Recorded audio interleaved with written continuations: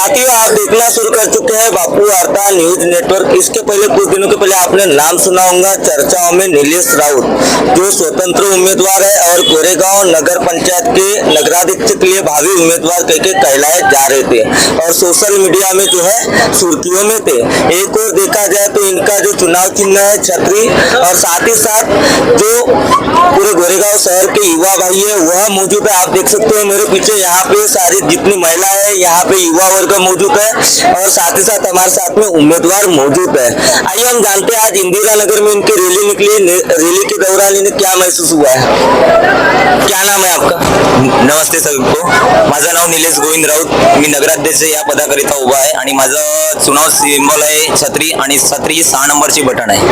काय सांगणार आपण नगराध्यक्ष या पदाकरिता निवडणूक मध्ये उभी झाल्यात, तुम्हाला काय वाटलं, का म्हणून? इथं युवा आहे, युवा माझ्यासोबत आहे. युवांचं जे प्रश्न आहे मागील 10 वर्षामध्ये जे वाचनालय होतं किंवा ते युवांचे जे अंगणवाडी म्हणजे कॉलेज किंवा शाळेची व्यवस्था आहे ते खूप बिकट आहे आणि युवांसाठी असं कोणतंही प्रशिक्षण केंद्र नाही आहे गोरेगावमध्ये, नाही का. आणि जे MIDC गोरेगावला आहे हिरडामालीला, तिथं युवांसाठी आजही कोणतीही उद्योग असं खोलण्यात आलेला आहे का जे 50-60 युवा गोरेगावमध्ये तिथं जाऊन सारी काहीतरी करू शकतात. आणि युवांसाठी आपण जर शिकतो तर त्यांना एक वेगळं प्रशिक्षण देण्यात यावं. हे प्रशिक्षण भवन पण इथं आहे नाही आणि हे उपलब्ध पण करून देत नाहीये. काय सांगणार, हा आपला एक दानपत्र आहे, ज्याप्रमाणे माझे कॅमेरामॅनला सांगणार का हा दानपत्र जो आहे हा व्हायरल होत आहे सोशल मीडिया. बरोबर, दानपत्राचं महत्व असं आहे की आम्ही वोट घेत नाही आहोत. आपण वोट जे मतदान देणार आहेत त्यांचा आपण आशीर्वाद पण घेत आहोत आणि पैसे पण देतात ते मला, आणि तो खंबीरपणे लढ असं आश्वासन सुद्धा ते देत आहेत सगळी जनता. क्या बताना चाहूंगा आप एक युवा के साथ में खड़े हो? सबसे पहले तो मैं बताना चाहूंगा जो आपके सामने हमारे गोरेगांव के नगर अध्यक्ष पद के लिए जो स्वतंत्र लड़ रहे हमारे मित्र नीलेश जी राउत,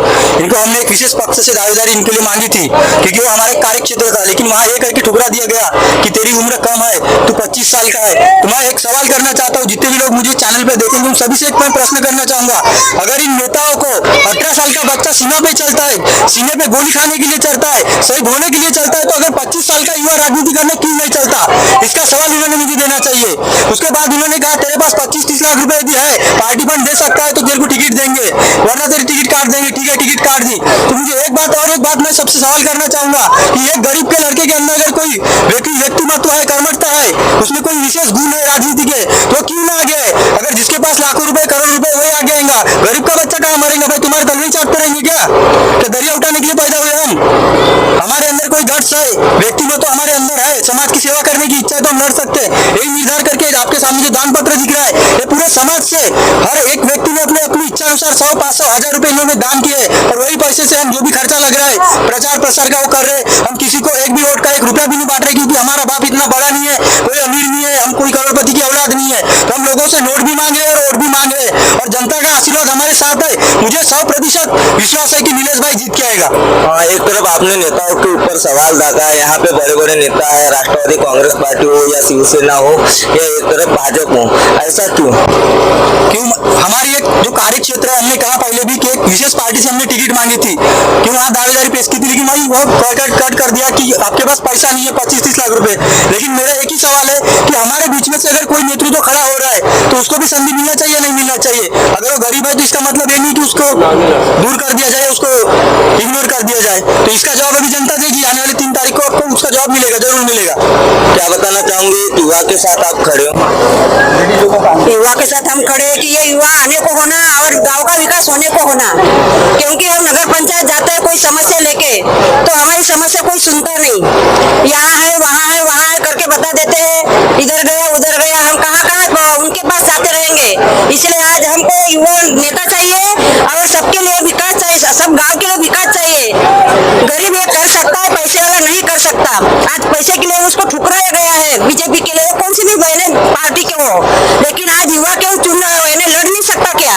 लड़ सकता है ना, तो फिर उसके लिए क्यों उसको सीट नहीं दी गई? इसलिए हमने स्वतंत्र छतरी सिंबल हमको मिला है और हमको स्वतंत्र सीट से आगे आना है और हमको अच्छा नेता चुन के देना है.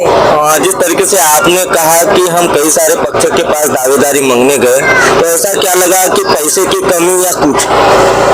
पैसे की कमी, ये गरीब बच्चा है ना, इसके पास पैसा नहीं है तो ये खड़ा नहीं हो सकता, पैसे वाले नहीं खड़े हो सकते, ऐसा उनका कहना हो गया ना। क्या बताऊंगे, आप एक महिला हो और आज समर्थन में हो युवा के।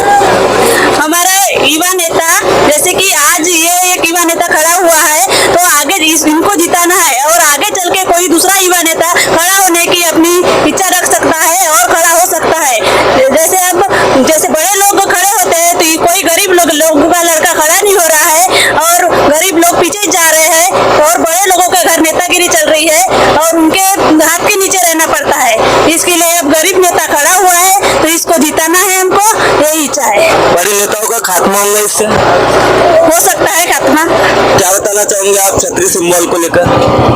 मैं बस इतना बताना चाहूंगा कि गोरेगांव की जनता जो भी है, आज तक के जो भी खड़े हुए, जब बड़े लोगों के बच्चे खड़े हुए हैं, बड़े लोग भी खड़े हुए, लेकिन ये पहली बार ऐसी हुआ है कि एक ऐसा नेता है हमारा जो नोट भी ले रहा है और वोट भी मांग रहा है, खुद नोट लेके वोट मांग रहा है। नहीं तो आज तक ऐसे हुआ, नेता लोग देते थे हमको और हमारे को खरीद लेते थे, लेकिन एक पहली बार ऐसा हो रहा है कि हम नोट भी मांग रहे हैं, वोट भी मांग रहे हैं। बस इतना कहना चाहूंगा, बस आपका आशीर्वाद रहे, गोरेगांव की जितनी भी जनता है सबका आशीर्वाद रहे हमारे पे, और हमारा भाई नीलेश है उसको जीत के लाओ।